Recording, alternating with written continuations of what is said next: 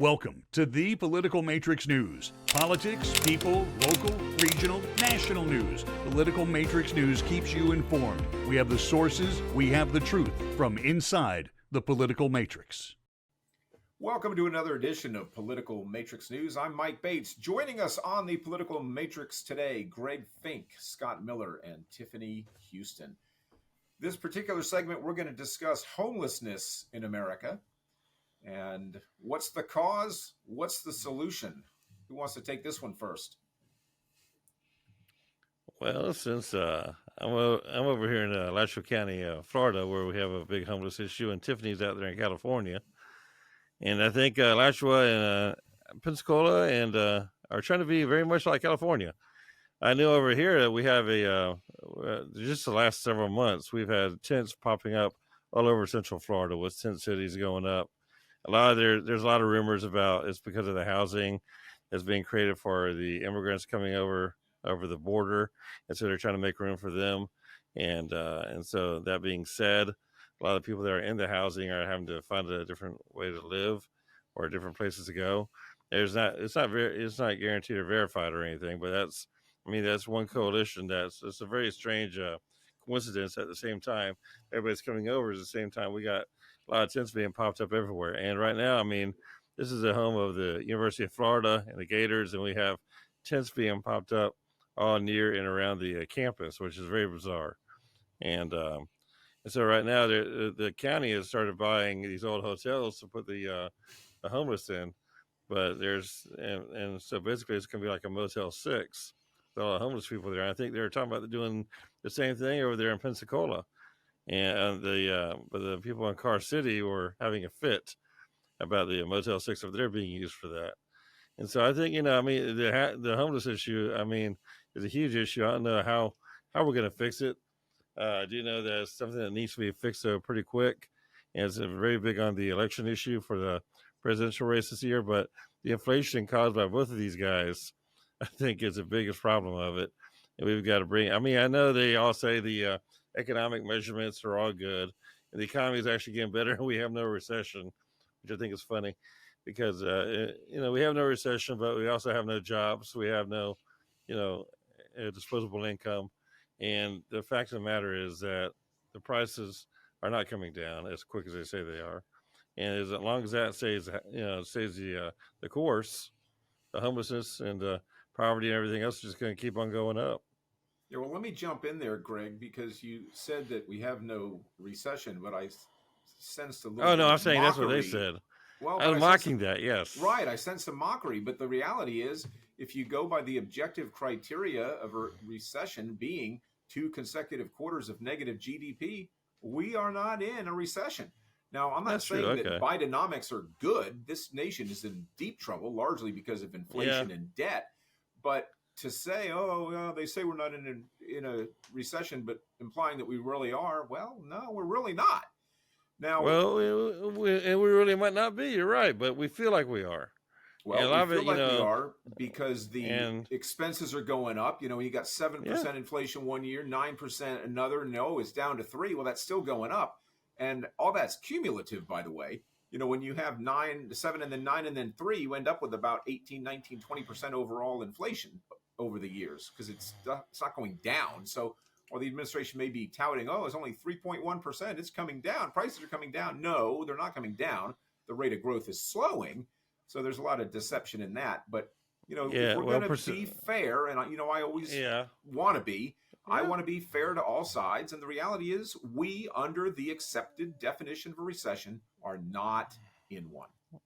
And perception is reality, and it's perceived to be in a recession right now. That's because I think it's more wallets are squeezed because they can't afford to live because of inflation. Housing's gone crazy, food's gone crazy. Those are the 2 big ones. And I think that you really nailed it right there, Mike, because it's not that the inflation is measured by an aggregate of a lot of different things that go into that consumer price index. Right. But the problem is that the things that we buy the most, food and housing, that are the largest chunk of people's incomes, those things are the things that went up the most And even though they average down with other things, the fact is that that's why people feel it so much, because it's the things that they have to have that have gone up so much. It's not optional things like do I have to buy gas for my car to make this fun trip out to the national park? Well, I don't have to do that, so I can put that off. I don't feel it as much, but I can't choose whether or not I want to eat every day or whether or not I need shelter. Well, the dirty little secret about how that CPI works is they started out with this basket of goods. And at one time it was steak. But when that went up too much, they changed ground beef is still beef. So now it's ground beef. So if they'd have kept the exact same basket of goods, inflation would be much higher. But because they're able to change what those goods are that are in that basket that is calculated to reveal the inflation rate, the official inflation rate, they're able to change it to less expensive goods, making the argument that, well, when prices go up, people will buy more hamburger meat and less steak, right? So that's their argument. And that's not being a political statement, because both parties will either benefit or be hurt by that, because it's the same change regardless of who's in the administration. They change what goods they're pricing, what goods they're including in their CPI.